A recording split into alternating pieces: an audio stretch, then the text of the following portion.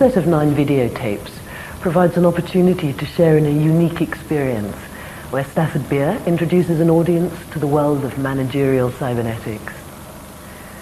The event took place over 5 days in July 1994 at the Falcondale Hotel near Lampeter in Mid Wales. It was organised by the Liverpool Business School at John Moores University, where Stafford is Honorary Professor in Organisational Transformation and a Senior Fellow. The aim was to provide a video learning resource by recording discussions between Stafford and an audience that had little or no previous knowledge of the subject. Over the course of the event, Stafford explains the development of the subject from the initial scientific discovery of cybernetics. Through his own development of managerial cybernetics, he introduces the tools and models that he has created to offer an alternative approach to conventional management practice. The resulting material embraces the key principles and models that have previously been introduced in his 13 books and referred to in many of his published papers.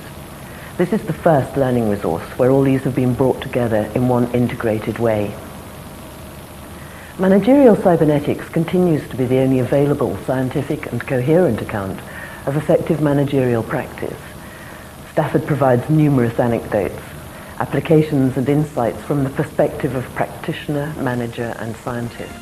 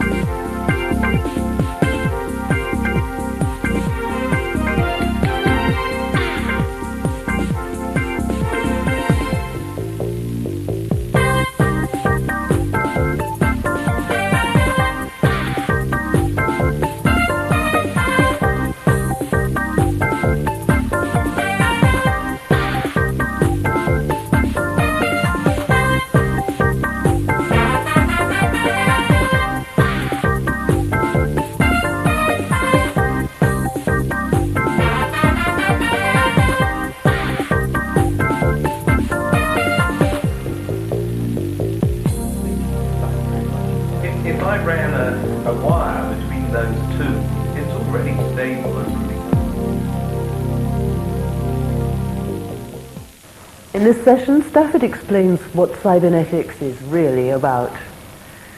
He tells the story of how it all began by relating extraordinary stories about extraordinary people. This very personal account conveys the excitement that surrounded the origins of the subject, starting with the first informal collaborations in Mexico City in 1943. The story continues to unfold through the Macy Foundation meetings of 1946 to 1953, and covers the period up to Stafford's travels in America, published in his Reflections, American Diary, 1960.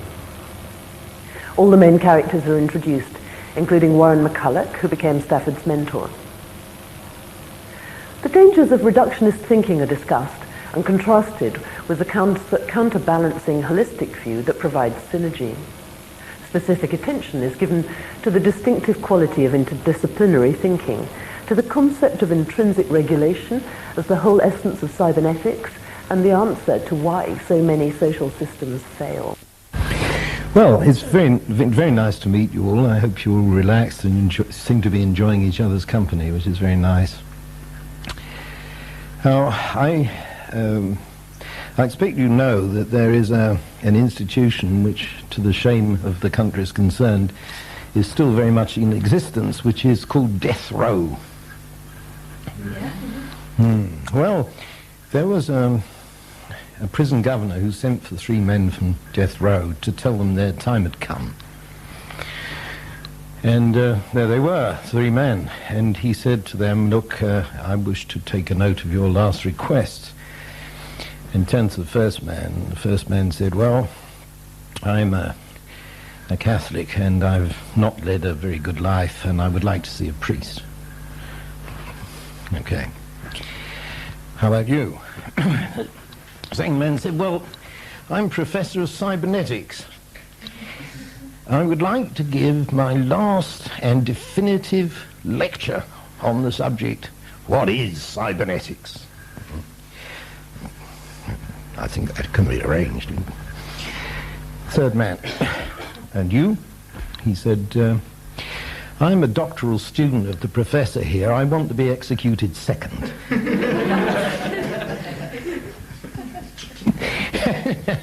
Now, I don't know if you've tried to find out ever what cybernetics is, but you will get some very odd stories, because I think you'll see by the time we've finished why it is. And in trying to introduce this subject to you, rather than plunge into academic definitions, I would like to tell you the story of how this all began. Now, there's some very extraordinary people involved in this, and I had the very great privilege of knowing all of them, and there aren't many of us left. So I'm very happy to share this with you, and I want to try and impart some of the excitement that went with the origins of this subject. Now, there aren't many sciences that you can date. You know, when did physics start? Nobody knows. Cybernetics quite specifically started in 1943, which is a little more than 50 years ago, you realize. And the war was on. Now, the first man I want to introduce to you his name is Norbert Wiener. Has anybody heard of him? Well, you see, one of the things that all these characters I'm going to produce for you have in common is that they were world authorities in their own subject. Now, that's a very unusual situation. And it meant that they were not defensive. They were not having to prove anything. Whereas most of us, unfortunately, are always on the defensive and always trying to prove something because we are insecure, and our society is like that. I think you might agree. Well, these guys, not so. Now, Norbert Wiener was one of, I suppose, the 6th ranking mathematicians in the world. He was very, very famous. And this is 1943, right? So the war is on.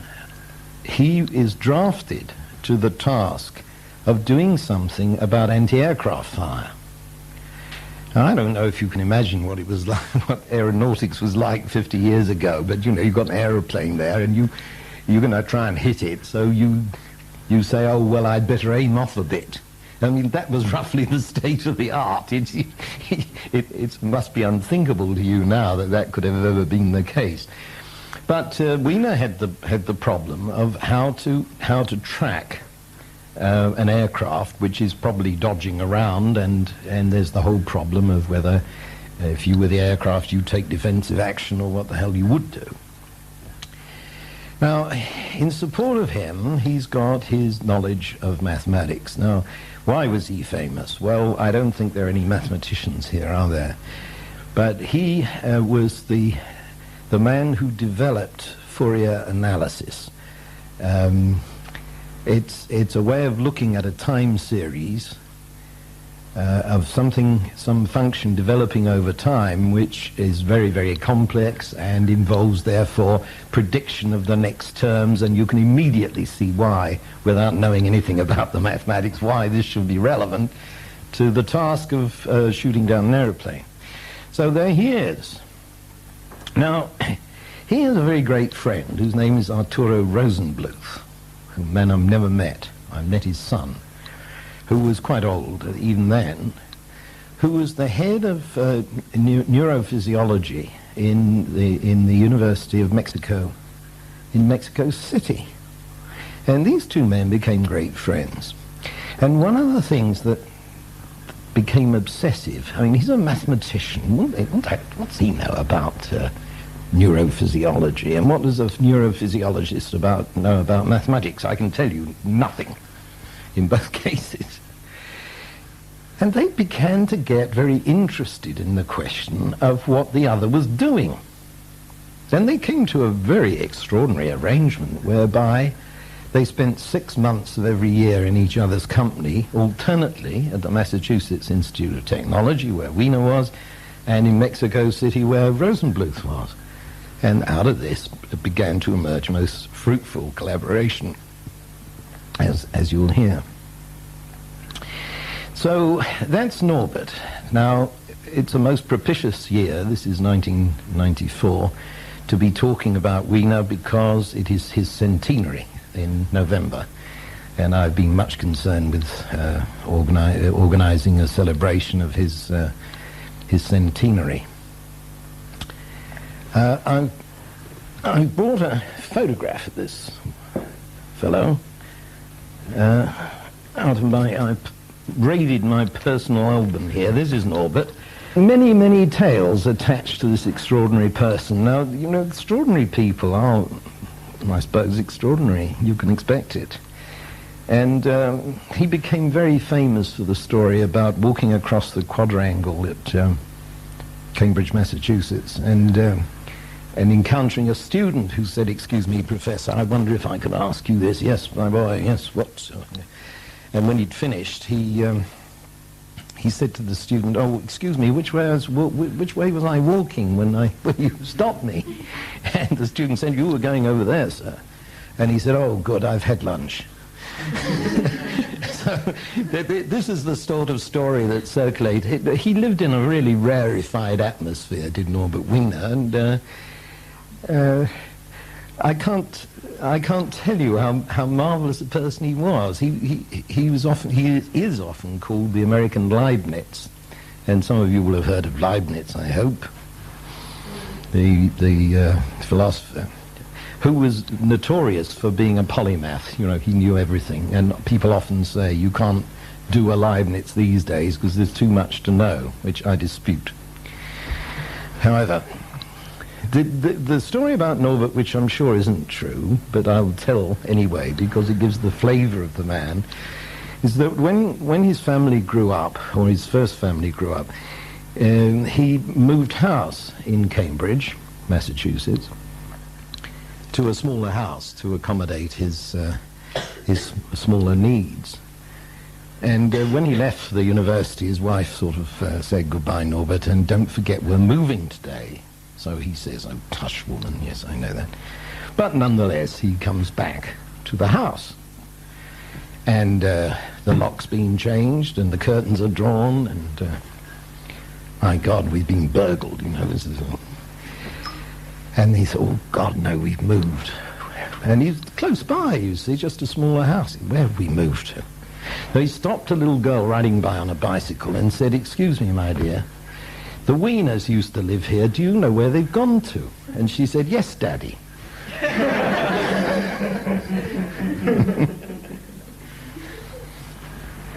So that puts him on the map, and there he is in Mexico with Rosenbluth, right? Now, the next person I want to introduce is called Warren McCulloch. I've got him, and he's very, very special to me because he became my mentor. And that's very alarming-looking Warren, who was nothing if not dramatic. Now, Warren McCulloch, if asked by ladies in cocktail parties what he did, would always say a blacksmith. And he was a very good blacksmith. He was also a physician and lived next door to Einstein, who was one of his closest friends, and they also, please note what is emerging here, you see, Einstein's a physicist, this guy is a physician, and somehow they are recognizing each other. And in that very year, 43, when I'm discussing where Wiener turned up in Mexico, Warren persuaded the New York Academy of Science to hold a meeting which he called teleological mechanisms. Now, what's teleology mean? What's that case? Purpose, did you say? No, what did you say? Causes. Causes, telos is Greek for end. So it's ends. It's where are we going? Now, a teleological machine would be a machine with a purpose, which is an odd concept straight away, you see. So here he is holding this meeting. Now, in those days, and we're going to hear some more of this, it was very common for leading people to get together in sponsored meetings, which were sponsored by foundations or whatever. And we don't seem to do that any longer. They aren't the funds. But a lot of the interdisciplinary ideas, which is obviously what we're beginning to talk about here, came up because of putting really distinguished people together who would then try and discuss things. So that was what Warren was doing. Now, Wiener's works have been published, I think, in 2 volumes, and there's a biography of him by a chap called Masani, who is a mathematician. Warren's works have just come out in 4 volumes, and it's just amazing to see the scope of what he covered in his life. He was the country's leading expert on nerve gases, for instance. He was all manner of things. The Chicago Literary Society invited Warren to go and talk to them, and I guess they expected him to explain what science was all about in words of 1 syllable. So he didn't. He read them his poetry. Shook them. And that little book, which is called The Natural Fit, he wrote in the front of that to me a sentence of 4 lines. I'm desperately anxious to share these people with you, these personalities. Here goes with 4 lines, which I don't think have ever been published. And it's just 1 sentence, but it's long. Okay, you ready? It says, "Since of that loveliness I know is you, which in quick having holds me quite content. Love could not gather what had never grown, or what from my poor gardening never grew. I to the frenzied and immortal few turn hungry home." And you like that? So that's Warren. Now, Warren and Norbert were friends, eventually fell out, as always seems to happen, but at that time they were friends. And so gradually around this nucleus various other people got sucked in, and pretty well every subject you can think of was represented, with people who were authorities, therefore not scared, therefore willing to expose themselves to this kind of chit-chat. And at this point we get the Josiah Macy Jr. Foundation moving in a absolutely historic move to me. They sponsored a cybernetic conference among these leading people. There are about 20 of them every year for 10 years. And that is the foundation of cybernetics, those conferences. All sorts of people were sucked into that. Now, I've mentioned mathematics, physiology, medicine. Try anthropology. Can anybody name an anthropologist? Margaret Mills. Got it. Thank you. I'm so glad someone got it. That's Margaret. A very, very redoubtable woman. I'll tell you a story about her, may I? She told me this herself, so bound to be true. Churchill in the war was very concerned about the behavior of the American troops in Britain. They were running amok, at least that was the popular belief with the local girls, while the local boys were in Burma and places like that. And he asked Roosevelt for somebody to investigate this, and Roosevelt sent Margaret Mead to Churchill. And she looked into this, and it's quite an interesting little thing. See, the belief in England, I was a young man at the time, and I was part of this belief system that Americans were paid about 6 times as much as we were in the army, and could walk off, and they had collars and ties on their uniforms, and we still had this buttoned up, with clipped up things here.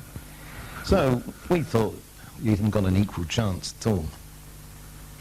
Now, what Margaret discovered was that the American soldiers were chatting up English girls, and they said to them, "Will you come to bed with me?" Now, it seems that this is a compliment to a woman of those days in the American culture. It was a way of saying, I think you're lovely, you see. English girls thought it was a proposal of marriage. A different cultural stint, you see. So they said, "Oh, yes." The Americans then said to each other, "These English girls are a pushover," and what? Now, this is an explosive system we're talking about here. So that's Margaret. She got in on this group, and McCulloch became the chairman of the group, and all sorts of people tried to get in on the bandwagon, and McCulloch was absolutely fascist about the thing. He wouldn't let anybody in who he didn't think was right. In other words, he was looking for the interdisciplinary balance, and he managed to sustain that for all these 10 years of meetings. And then what had such an impact, you see, on anybody who was actually studying these matters was that they were all published. The conference proceedings were published year after year after year, and these little green books had begun to accumulate with me. I was amazed.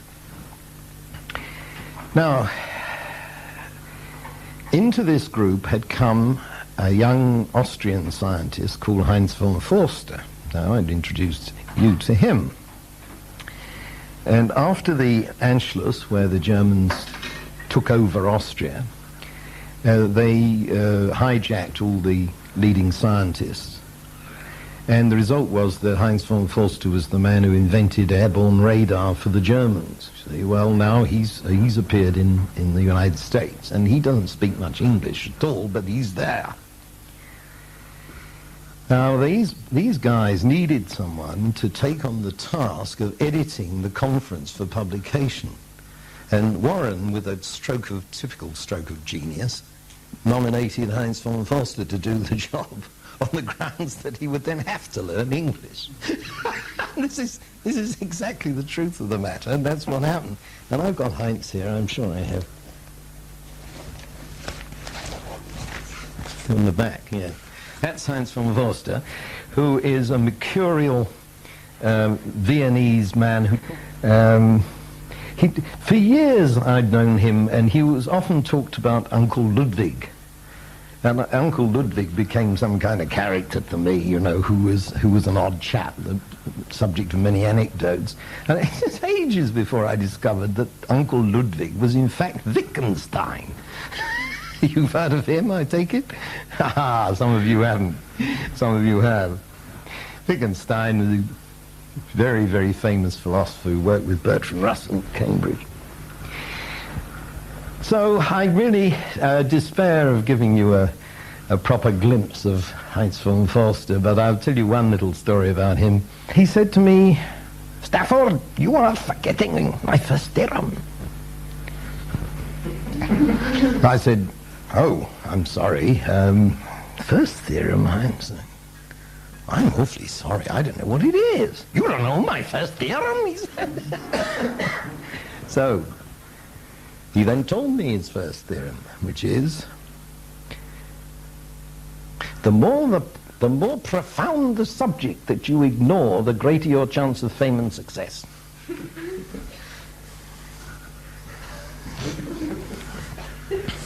It's a very, very deep remark, don't you think?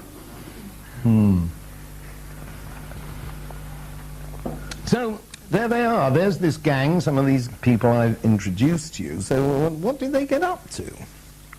Well, all of them were working on war work. All of them arrived and came and went to the center of this activity in Mexico City because that was a neutral country, you see.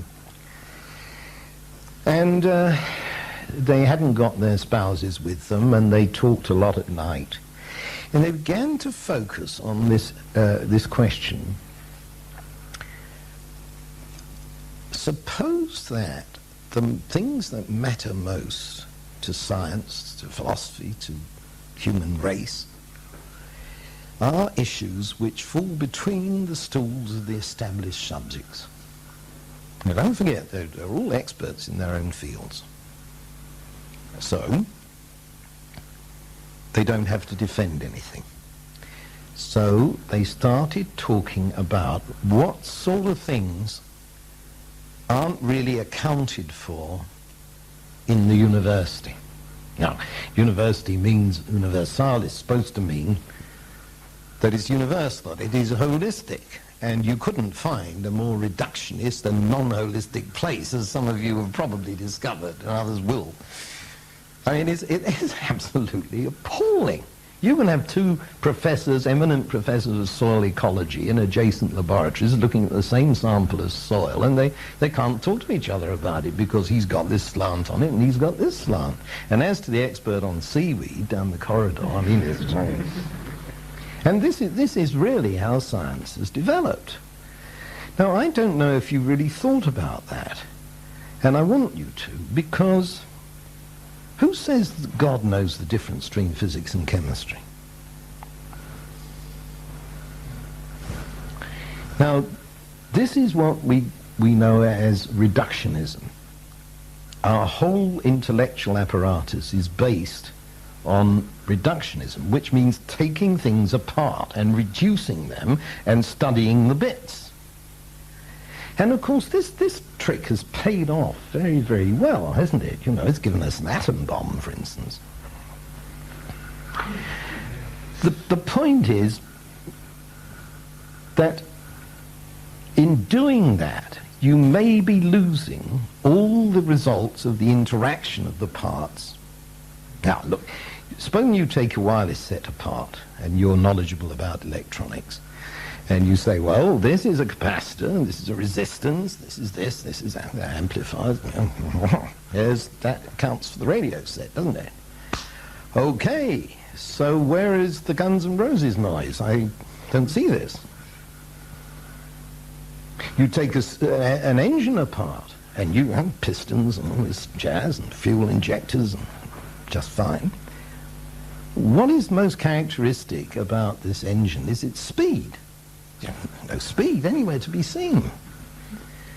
So I'm trying to show you that there are terrible traps lying in wait for us when we use this reductionist method, powerful as it is, and I don't want to disparage it, except that we've lost the counterbalancing, holistic view, which tries to put the pieces together again, and which gives us the benefits of what, I don't know if you know this word even, of synergy, which is the energy available from the syn, S-Y-N, putting things together. Now, this was all very clear to these guys in 1943. They began to agree that this was the case, and they started actively to consider what sort of topic might pervade everything and not be recognized because of this reductionism. And they came up with the notion of control.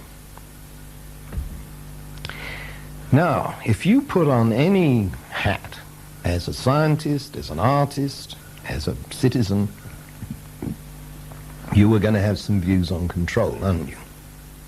Politics is all about control and what kinds of control we think are and are not acceptable. Administration is all about control of a different sort. Is it different? If you're an astrophysicist and you wanted to talk about control, well, there's gravitation, pretty strange, the way all these solar systems go round their suns and so on. That's a form of control, after all, isn't it? If you were a brain surgeon, you would be saying, well, the reason you've lost your feeling here is because of something here, which is a control circuit. So these guys realized that all of them knew a hell of a lot about control, and as soon as they started analyzing it, they realized that they didn't know the same thing. And the politician meant something different from the physicist, and the physicist meant something different from the brain man, and so forth. So they said, well, what gives? Perhaps control is something that we should really examine in its own right. Now, this, of course, is what became cybernetics. Now, one of our problems here is that because we all have different views of what control is, to some people the very word is like a red rag to a bull, because it suggests, you do this or else. I think the very word has this in its connotation, which isn't very useful. So these guys started meeting on a regular basis and trying to discuss what they meant by control. And all of them have attested in their various writings that it took them about 3 years to know what they were all saying, because they would pick on some guy one night and say, just explain what control is to an astrophysicist. So I mentioned gravity, then there's cosmic radiation, and there's all sorts of peculiar things going on there. And then somebody else would have a go, and it took them all this time to understand each other. But the more they understood, the more they perceived identity, the more they realized that there were common features to all of this. Now that is astonishing, isn't it? Because we have been taught the difference between our subjects and our ways of looking at the world, and we don't know how to put them together, and suddenly somebody comes along and says, well, there are unifying things that are working across here. Well, now, the story I want to tell you now is not so much of a jokeable thing as my earlier stories, because I think that this should give you the real flavor of this thing, and what I'm going to tell you is high science. And I really want you to hang on to it, because it gives me a frisson every time I think about this story. And if it doesn't give you a frisson, maybe you shouldn't have come. There's a challenge, isn't it? Now, I brought a pad with me here. Sorry, what was... What's a frisson? Oh, I see.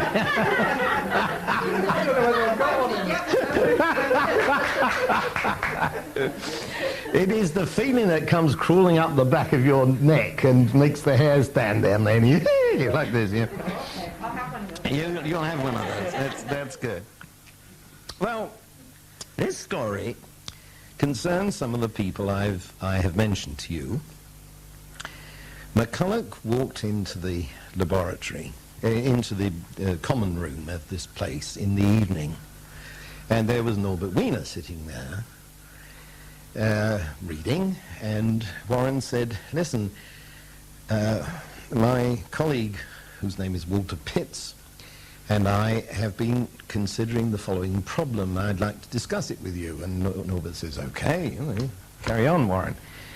But Warren says, well, you've got all these blind people who can't see, obviously. I'm trying to make a machine to enable them to read with their ears. Now, how would you do that? Any ideas? Somebody reads something out to a tape. Well, that's a slick trick, yes. No, he wants the machine to look at the print. What he's saying is this. There's an I and there's an L in print.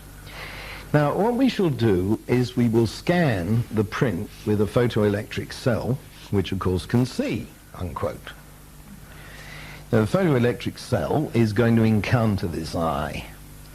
Now, when this line is broken, it makes a sound. And when different sound. So when you hit I, it's going to go bonk, which is a distinctive sound of these two notes.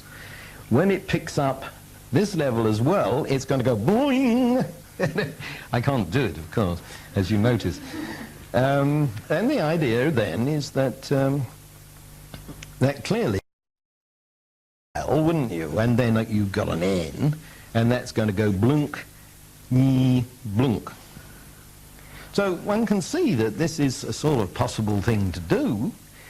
Now, what's the big snag?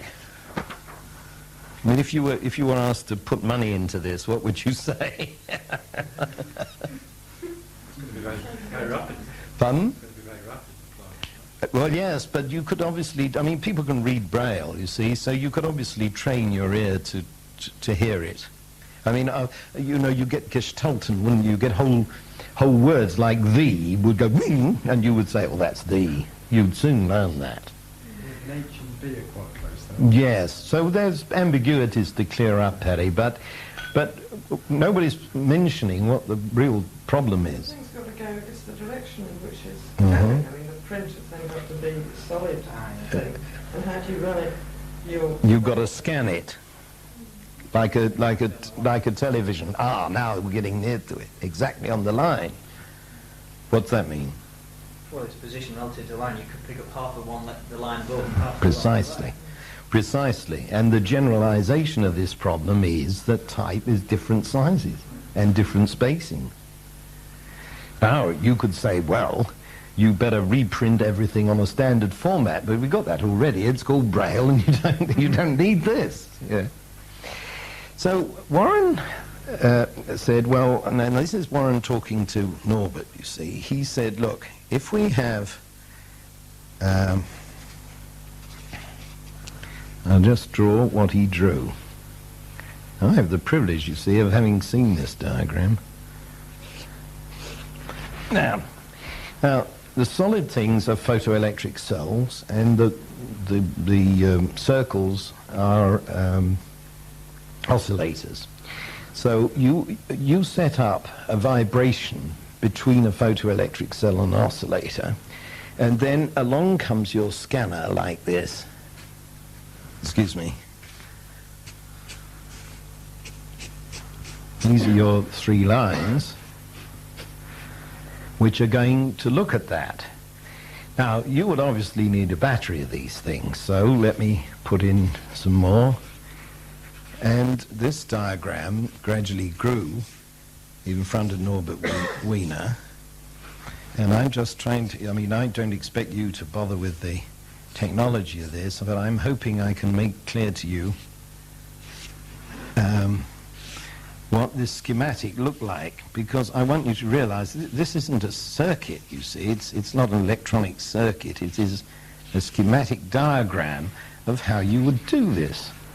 Now, we now have a bank of photocells and a bank of oscillators and a scanning apparatus which is going to find out and make all these funny sounds.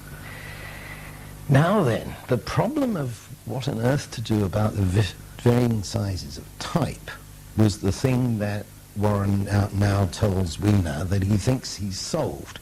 And what it involves is going across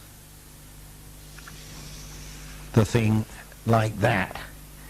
You have to find out where you are geometrically across these three lines, which is exactly addressed to the problem you immediately saw there. And so you would be doing something like that both ways, and you've got something that looks roughly like that. No, that's more or less as, I don't want to waste time on this diagram, but that's roughly what was drawn. And they discussed the problems of this and whether it would work and so on, and they're mixing here the mathematics of the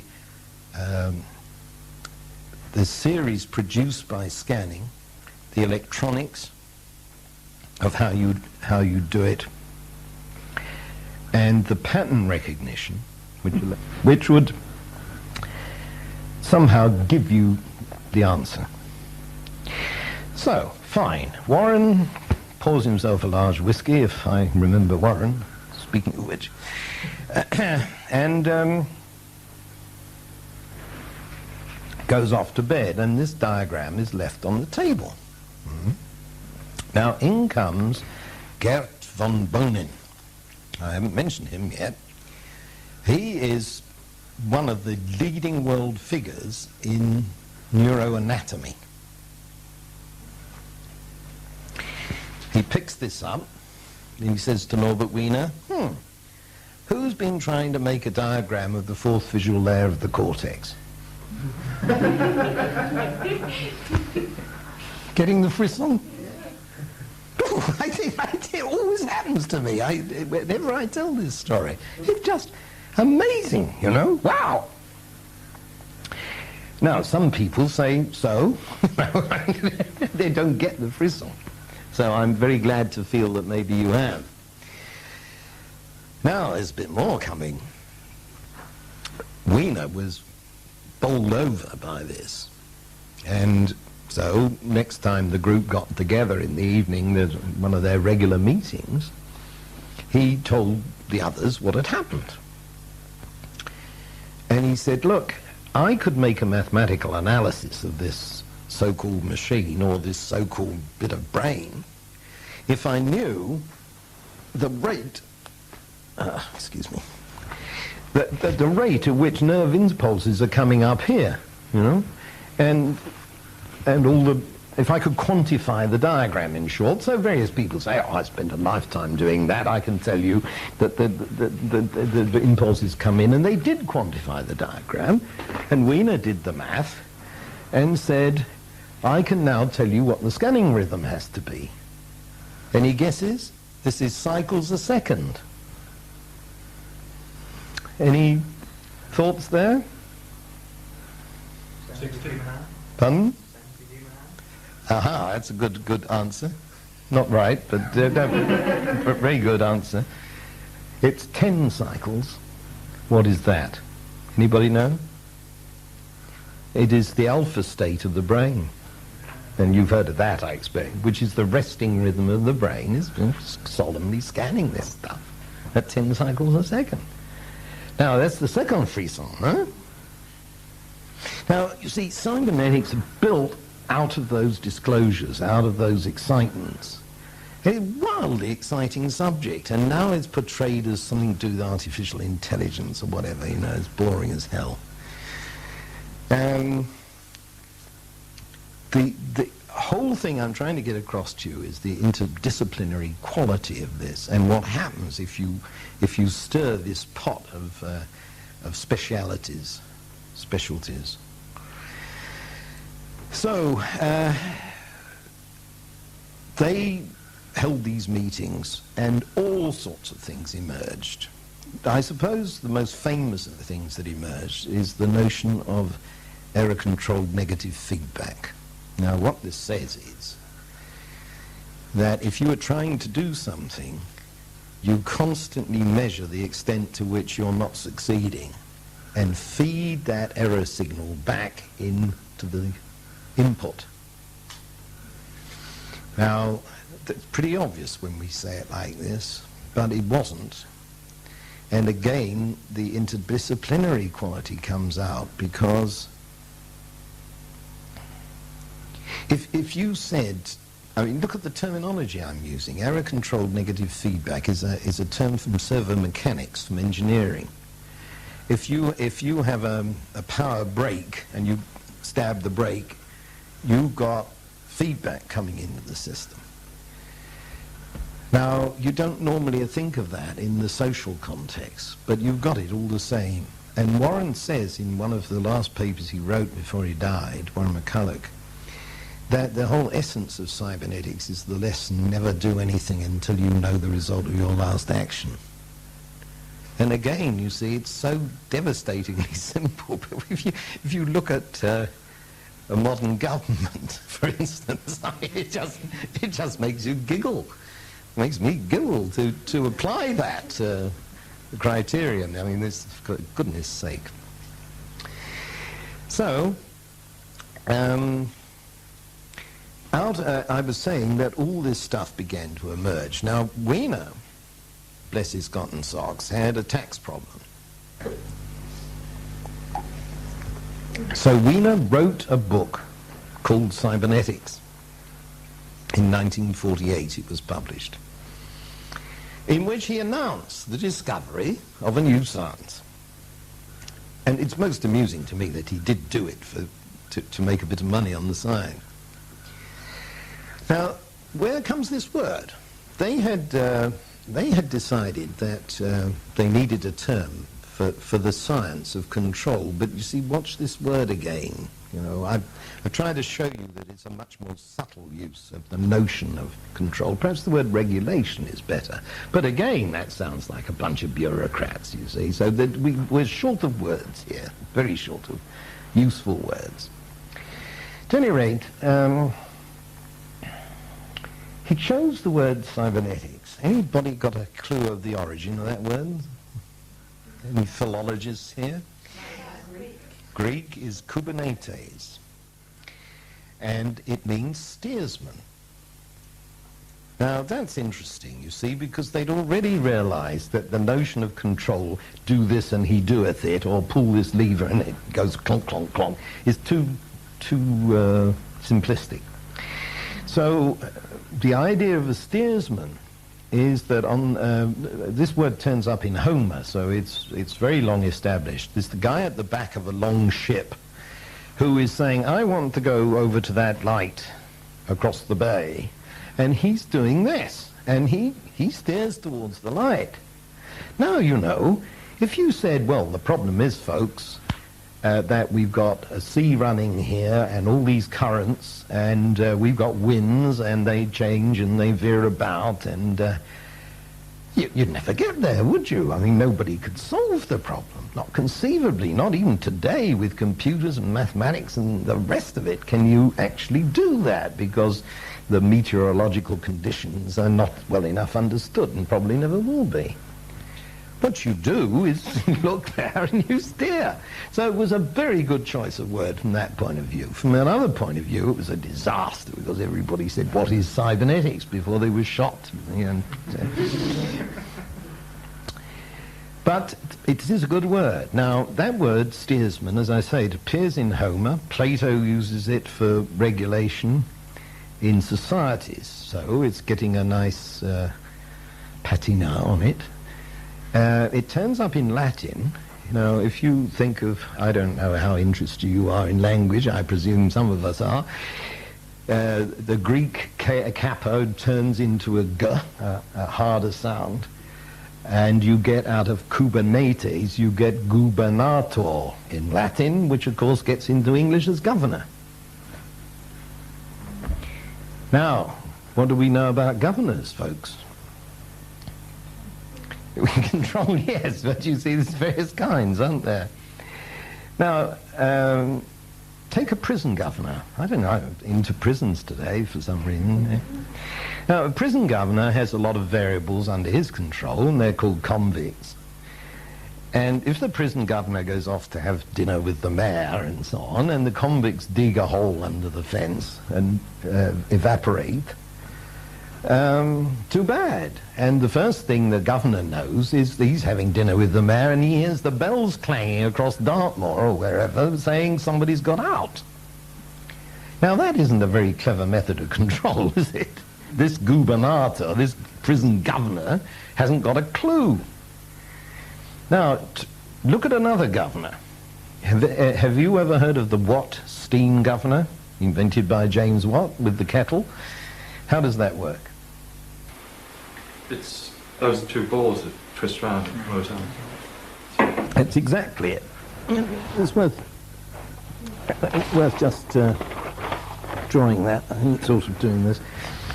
You have a shaft which is revolving like that, okay?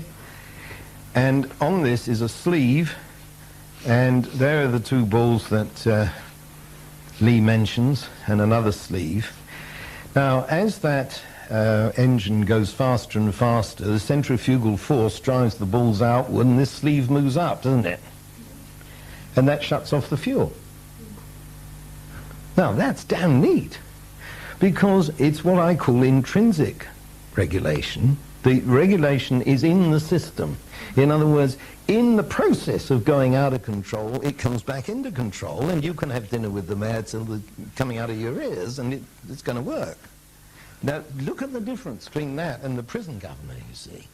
Now, all our social systems fail, and I don't think that anybody in this room is going to have a fight about that. They fail, damn it. And they fail because they haven't got intrinsic regulation built into them.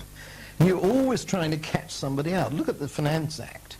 Every year, the income tax, the thing gets fatter and fatter and fatter with amendments to the Finance Act. I know the lawyer who drove a coach and horses through the then Finance Act on behalf of Engelbert Humperdinck and Tom Jones. And there had to be a special act of Parliament to plug the gap. You know, you've got a whole profession of astute lawyers and accountants looking for loopholes, and then you try and plug them when it's too late. Now, this is no way, obviously, to go about the task of regulation, and a cybernetician wouldn't dream of it, obviously. I'm sure you can see that now. So the whole point is to find the various kinds of mechanism which would be built into something so that the governorship, the governance is a word I quite like because it doesn't sound so aggressive as control, will work. Well now, Wiener wrote his book, 1948, published, and he defined cybernetics in the subtitle of the book in a very interesting way. And you are now in the state of mind, I think, to understand this definition, which nobody else is. He called it the science of control and communication in the animal and the machine. Now, people read that and they say, oh, yes, wonder what that means, you know, obvious or something. Now, it isn't obvious at all, is it? Let's analyze it a bit. The first clause says control and communication. That is a recognition that all control, regulation, let's use the word as gently as possible, depends on the communications that affect it. And if someone cuts the wire, nothing's going to happen. I mean, in the crudest possible way. But in a non-crude way, we have a whole science, a whole mathematical theory of communication now, called information theory, which explains what has to happen to make the control system work. So now we've got intrinsic control, we've got the notion of feedback, and now we can see that everything is dependent on communication, which people hadn't realized. Secondly, in the animal and the machine. Now that is devastating if you actually stop and think, because it is saying that the subject of biology and the subject of physics and engineering, which we always regarded as absolutely distinct, have much in common. Regulation across the animal and the machine. My godfathers, what are we talking about? It's contrary to all the setup that we are familiar with through our educational system. Terrifying. And of course, a lot of people are very uptight about it. They don't like to be told that there is any resemblance. They say, he thinks that I am some kind of computer. No, I don't. But what I do know is that you couldn't operate your body unless some of these things were in place. I'm going to pick this up, okay? I just succeeded. Now, how have I done that? It's because there are circuits in the cerebellum here, and as my hand goes out, if I'm going to miss it, it pulls it back until I've got it. And you can build a machine to do that. Of course you can. Now, you don't have to go mad and say, but a machine doesn't have any ethics or something. This is all... Yes, I know. You know, all that can be explored later. Let us first see what is common. Now, somebody who does this, and unfortunately there are some of those guys around, Parkinsonianism and so on, this is called ataxia. And it's the result of something going wrong in the cerebellum, which doesn't produce this error-controlled negative feedback, which is exactly the term that I used at the outset. So, I hope you're beginning to see the flavor of this thing. And that's 1943. 1948, the book comes out. Between, I think, 46 and 56, these conferences are going on. So this is the huge excitement that's being generated inside science, and I may say philosophy, by this group of people. Now, I wish to introduce also the key Englishman in this is a man called Ross Ashby. Now, he's a psychiatrist, so another discipline coming in here, and he ran a mental hospital in Bristol for a long time, and then became the head of the Burden Neurological Institute in Bristol. And then he went to Illinois, where Heinz von Foster was, the biological computing laboratory, again the attempt to put the words together, in Champaign-Urbana, was where Heinz von Foster operated. And so I now finish with an anecdote about Ashby. I was with, this is 1960 now, I was with Ashby in Illinois, and we had a most incredible conference there of a similar kind with a group of very high-powered people. And we were in Heinz's house, and a very extraordinary thing happened. Heinz was trying to persuade me to emigrate to the United States and had offered me a professorship at Illinois. And I was loath to do anything about this. I had young kids, and I'm sorry, Kathy, I couldn't face the idea of G-pop and chewing gum and too English, you see. So I was resisting this like mad, and Heinz said to Ashby, Ross, you said not a word. Put your weight in here. Persuade Stafford. And Ross said, why should I? Nobody's ever offered me a professorship. Deathly silence, you see. So I said, are you serious? He said, no. And Heinz said, well, we all thought you'd turn them down by the score. So nobody ever asked me. So in this frightful hush, Heinz said, cleared his throat, and he said, Dr. Ashby, I formally offer you a chair in this university.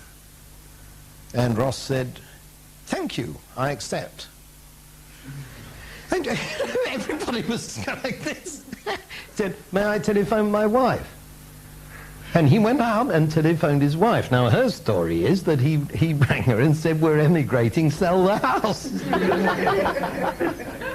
She never forgave him for it. He was a very strange man. They're all very strange, these people. You know, I'm the only sane one. So the point of my story is to crisp up Ashby for you. He's a very meticulous man, very dapper, little neat beard and striped trousers kind of character. Was a psychiatrist, you know. So we were walking by moonlight across this huge campus in Champaign to the faculty club where we had adjacent rooms, and I said, Ross, you know, really shattered everybody tonight. And he said, why? And I said, well, you know, if I were to criticize you, which God forbid, I would say you're a bit over meticulous, Ross. What's that supposed to mean? I said, well, I would have thought that you would have said, give me 3 months, I will then list all the pros and cons, and I will make a balanced judgment. And Ashby stopped dead in the middle of this. I can see it as if it were yesterday, 1960. Stopped dead in the quadrangle, this big moon, and he said, what? And he said, have you taken leave of your senses? He said, with 3 months, I couldn't do that in 3 years. It's impossible. It's an impossible assignment. You ought to have the sense to see that. So I said, well, it's difficult, yes, but I mean, I've been trying to do it myself after all. So I said, well, why did you just say yes? He said, there are only two things to do in that circumstance if you don't have enough information. Cybernetics, all that, you see. He said, you obey hunch. Now, the brain is a complicated piece of machinery and may produce the right answer. I can't account for it, but my brain said, do it, so I did. So we resumed walking, and I was grappling with this, and then I said, I stopped this time, and I said, okay, but you don't have an hunch. What's the second most obvious thing to do? And he looked at me pityingly, and he said, you toss a coin. It's the only rational thing to do.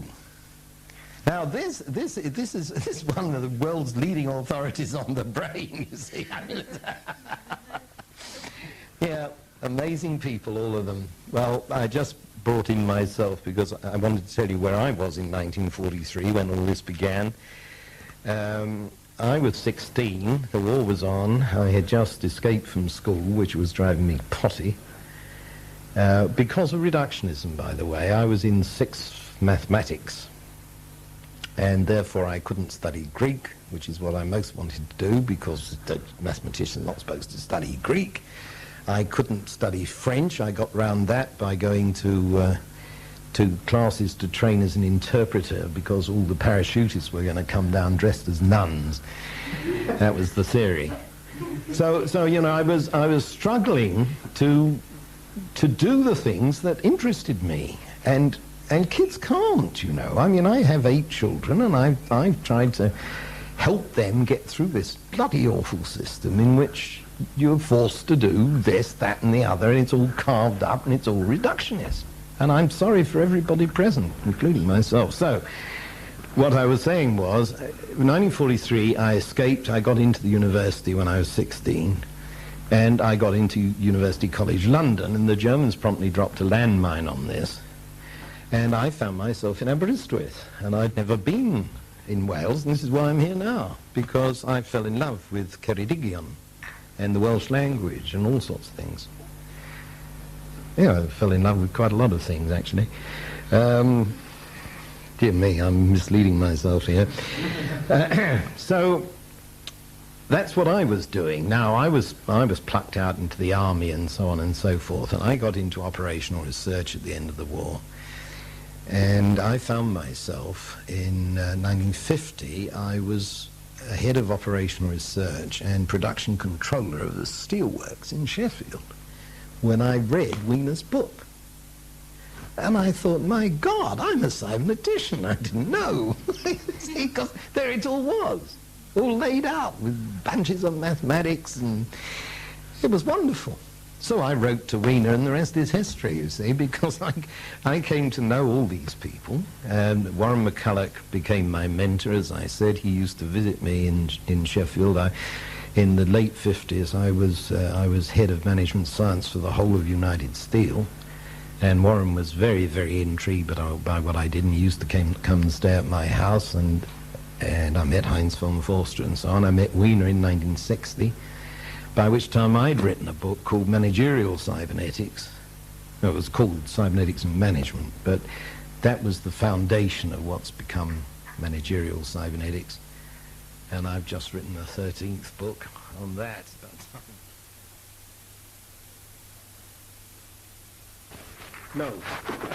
No, and you know, Einstein's big problem, if I dare say that, about a very great man, was precisely that he wasn't interdisciplinary. He wasn't what? Interdisciplinary at all. Right. It was a real problem because it led him to all sorts of absurdities in physics because he couldn't get the illumination that he would have got from other topics, and other people have had to do that. I mean, the famous remark, God doesn't play dice, you know, he's faced with a stochastic universe, and Einstein never came to terms with that. But you see, the answer to that, you need to be a logician to see the answer to that. The answer to that is God is the dice, and there's no problem any longer. You know, there are ways of looking at things. But wasn't it Einstein who they say of him that, although he indeed indisputably has a very brilliant mind, But yet, when, as you mentioned about somewhere in the course of your talk, you were saying that you can't do basic math and taxes. I mean, Einstein just could not cope with the addition and subtraction. It's a sort of No. Well, of course, that's right. But But addition you and understand subtraction have nothing to do with mathematics, you know. That's arithmetic. Well, quite a gang to have known, you know. You sound like a right of strange people, like funny, like Yeah. individuals. Well, they certainly were. Are there any more things that people are still alive? Heinz is. The rest are dead. Ashby's dead. They all die at about 70 for some reason. The picture of Warren McCulloch makes him look quite stern. Yeah, he could look stern. But Warren told the story about himself several times in print, and I've heard him tell it in person often. He went to a Quaker college on the East Coast somewhere, I've forgotten where, and his professor was an eminent Quaker philosopher, because he read philosophy originally.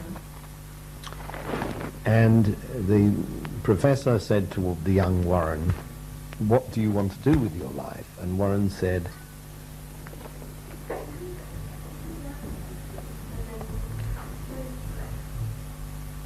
"What is a man that he may know a number? And what is a number that he may be known by man?" And the professor looked at him and said, "Thee will be busy all thy life." I should have told that on the stage. I've just published my 1960 diary. It's the only time I've ever kept a diary in my life. It's my first trip to the States. It's 100 pages long, and it's in the new book that's just come out. I was amazed I'd forgotten I'd written it. I'd totally forgotten, and it's absolutely fascinating because all my first week meeting with Wiener, and I gave 17 lectures, and I whizzed round and round the States. Absolutely unbelievable. And of course there's an account of everything I was doing, you know, and things like, I spent this morning on the world's largest computer. It's very interesting. It has 287,000 valves. Here we are only 30 years later, you know. You could put the whole damn thing in a fountain pen. So, I don't know if that diary would amuse you. It tells the story about Ashby, you see, the one under the moon, because that's where it happened.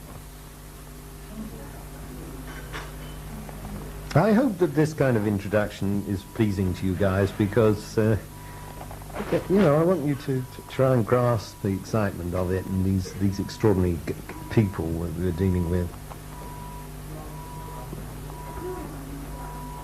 And I knew, you see, if I made a whole lot of notes and so on, we'd be here all week discussing the origins of cybernetics, and hence the story about the execution. Yeah, I don't want to do that. I don't want to be the official historian, but I do want to share my experience with these people.